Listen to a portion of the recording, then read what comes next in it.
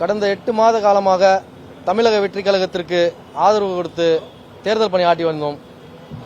அவர்களின் செயல்பாடு சரியில்லாத காரணத்தால் பல்வேறு இஸ்லாமிய கட்சிகளை ஒருங்கிணைத்து 2026 சட்டமன்ற தேர்தலுக்கான எல்லா முயற்சியும் பலனை சார்ந்தது. அதுக்கு எந்த ஒரு ஒத்துழைப்பும் தராம, எந்த ஒரு இதுவும் பண்ணாம, ஒரு உறுதுணையாக இல்லை. அது இல்லாமல் 41 பேர் கரூர் கூட்ட நெரிசலில் 41 பேர் இறப்புக்கு ஒரு நேரில் சேர்ந்து போய் சந்திச்சு பண்ண சொன்னோம், ஆறுதல் சொல்ல சொன்னோம். அதுவும் அவங்க ஏற்க தயாரா இல்லை.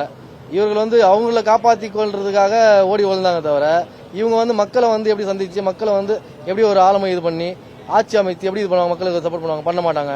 அந்த ஒரு இதுல எப்பயும் இஸ்லாமிய சிறுபான்மை மக்களுக்கு உறுதுணையாக இருக்கிறது திராவிட முன்னேற்ற கழகம்ன்றது இந்த நேரத்தில் நான் பதிவு பண்ணுகிறேன்.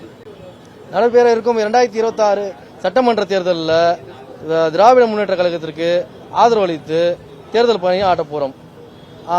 ஏற்கனவே தமிழக வெற்றி கழகத்திற்கு கொடுத்த இந்த ஆதரவு நாங்கள் வாபஸ் பெற்றுக்கொள்றோம். ஜனநாயக முஸ்லீம் மக்கள் கட்சி சார்பாக ஆதரவு வாபஸ் பெற்றுக்கொள்றோம். 234 தொகுதியிலும் திமுக மற்றும் திமுக கூட்டணி கட்சி வேட்பாளர்களை ஆதரித்து பெருவாரியான வாக்குகள் வித்தியாசத்தில் அவங்க வெற்றி பெற செய்யறதுக்கு ஓய்வின்றி செயல்படும் என்று தெரிவித்துக் கொள்கின்றேன்.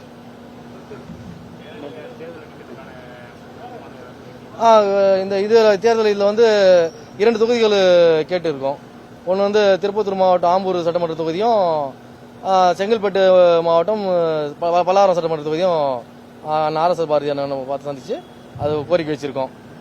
பேச்சுவார்த்தைக்கு அழைக்கிறோம்னு சொல்லி வாக்குறுதி கொடுத்திருக்காங்க.